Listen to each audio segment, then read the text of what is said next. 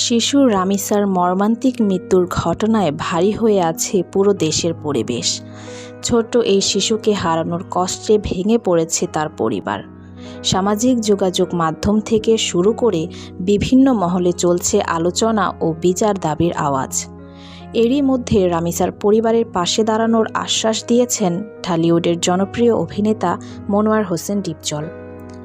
জানা গেছে, ডিপজল ফোনে রামিসার বাবার সঙ্গে কথা বলেন।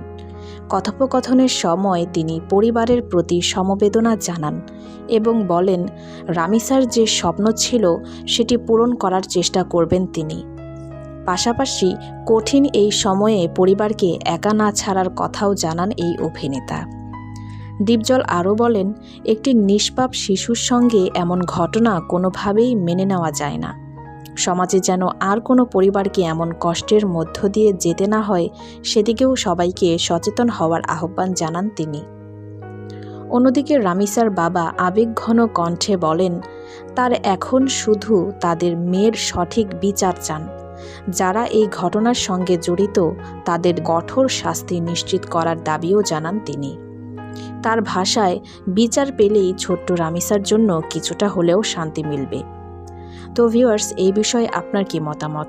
রামিসার মতো আর কোনো নিষ্পাপ শিশুর সঙ্গে এমন ঘটনা যেন না ঘটে, এজন্য কী ধরনের শাস্তি হওয়া উচিত বলে আপনি মনে করেন? কমেন্টে জানাতে ভুলবেন না। সবাই ভালো থাকবেন। ধন্যবাদ।